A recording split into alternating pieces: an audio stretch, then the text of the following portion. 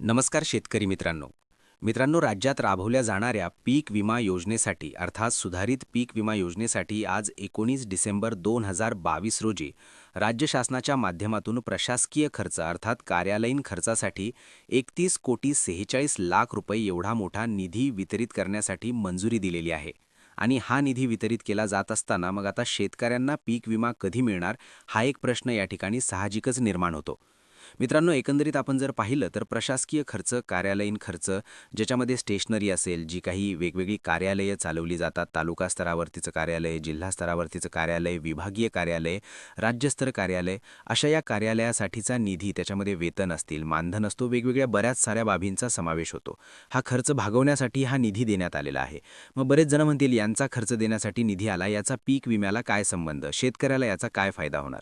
मित्रांनो, हा निधी वितरित केला जात असताना याच्यामध्ये एक निधी वितरित करण्यात आलेल्या 10,34,32,000 रुपयाचा, तो म्हणजे पीक कापणीच्या प्रयोगासाठी.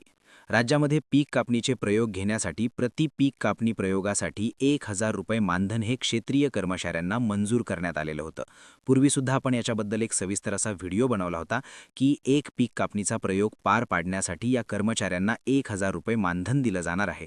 आणि अशा प्रकारे आता हे पीक कापणीचे प्रयोग पार पाडले आणि त्यांचं मानधन, त्यांचं ते अनुदान वितरित करण्यासाठी हा निधी या ठिकाणी वितरित करण्यात आलेला आहे. मग आता हा निधी वितरित करण्यात आला तर निधी त्या कर्मचाऱ्याला मिळणार आहे. मग शेतकऱ्याचं काय? तर मित्रांनो, एकंदरीत आता आपण मुद्द्यावरती येऊयात की हा निधी वितरित करण्यात आला कशासाठी? की पीक कापणीचे प्रयोग केलेल्या त्या अनुदानाचं वितरण करण्यासाठी. अर्थात राज्यामध्ये पीक कापणीचे प्रयोग झालेले आहेत. आजसुद्धा मराठवाड्याची जे काही खरीपाचे झालेलं उत्पादन आणि रब्बीच्या पुढची जी काही तयारी, त्याच्या संदर्भात एक आढावा बैठक घेण्यात आली. कारण राज्यामध्ये खरीपाचं जे काही उत्पादन झालेलं आहे याच्यामध्ये मेन खरीपाची पिकं, ज्याचा पीक विमा शेतकरी प्रतीक्षा करतायत, याच्यामध्ये मूग असेल, उडीद असेल, आपलं मका असेल आणि सोयाबीन असेल. सोयाबीन हे महत्त्वाचं पीक आहे. या पिकाच्या पीक कापणीचे प्रयोग पूर्ण होऊन त्याचा जी काही आकडेवारी आहे ती आकडेवारी आता शासनाला सादर करण्यात आली. विभागीय स्तरावरती आज त्याचा आढावा घेण्यात आला. आता ते राज्यस्तरावरती पाठवलं जाईल, राज्याकडून ते केंद्राला पाठवलं जाईल आणि हे जे काही राज्यस्तरावरून कृषी आयुक्तालया स्तरावरून आता पीक विमा कंपन्यांना दिलं जाईल.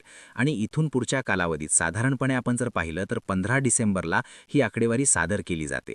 आज 19 डिसेंबर, आत्तापर्यंत याच्या आणखीन आढावा बैठक वगैरे सुरू आहे. आता साधारणपणे हा डाटा 20 डिसेंबरपर्यंत जरी देण्यात आला, तो पुढं लोकांसमोर आला, मीडियासमोर आला किंवा माहीत झालं की कशाप्रकारे कुठल्या भागामध्ये उत्पादन वगैरे वगैरे, इथून पुढं 3 आठवड्यापर्यंत, म्हणजे आत्ता जर पीक विमा कंपनीला ही आकडेवारी प्राप्त झाली समजा 30 डिसेंबरपर्यंत, तर तिथून पुढं 3 आठवड्यामध्ये म्हणजे साधारणपणे 21 दिवसाच्या आत हा 21 दिवसानंतर पीक विमा शेतकऱ्यांना वितरित करणं अपेक्षित असतं. आशा करूयात आता ही आकडेवारी लवकरच समोर येईल. कोणत्या पीक कापणीच्या प्रयोगामधून कोणत्या महसूल मंडळाचं नुकसान झालेलं आहे, कोणत्या तालुक्यामध्ये, कोणत्या जिल्ह्यामध्ये हा पीक विमा मिळू शकतो, याच्यानंतर ती आकडेवारी पुढे आता पीक विमा कंपन्यांना दिली जाईल आणि तिथून पुढे म्हणजे साधारणपणे 21 जानेवारी नंतर हा पीक विमा शेतकऱ्यांना वितरित करण्यासाठीच्या प्रक्रिया सुरू होतील. आता 3 आठवड्यानंतर जर मंजूर झालेला पीक विमा वितरित केला नाही तर तिथून पुढे कंपन्यांना फाईन लावले जातील, 12% व्याज लावलं जाईल वगैरे वगैरे, केंद्रीय कृषी मंत्र्याच्या माध्यमातून सांगण्यात आलेले आहे. परंतु आता ही जी काही आकडेवारी येते, या आकडेवारीवरती जर आक्षेप वगैरे घेण्यात आले किंवा त्याच्या जर काही भानगडी चालल्या, जसं 2024ची आकडेवारी आता ऑक्टोबर 2025 मध्ये ॲडजस्ट करण्यात आली, तसे जर काही प्रकार झालेत, आणखीन उशीर होऊ शकतो. परंतु साधारणपणे आत्ता आलेल्या या माहितीनुसार किंवा आत्ता चाललेल्या प्रक्रियेनुसार जानेवारीच्या एंडपासून फेब्रुवारीमध्ये शेतकऱ्यांना पीक विमा मिळण्याचे संकेत या ठिकाणी दिसून येत आहेत. आता ते कोणाला मिळणार, कोणत्या महसूल मंडळाला मिळणार, याच्याबद्दलची आकडेवारी लवकरच समोर येईल आणि ती आल्यानंतर सुद्धा आपण नक्की माहिती घेण्याचा प्रयत्न करणार आहोत.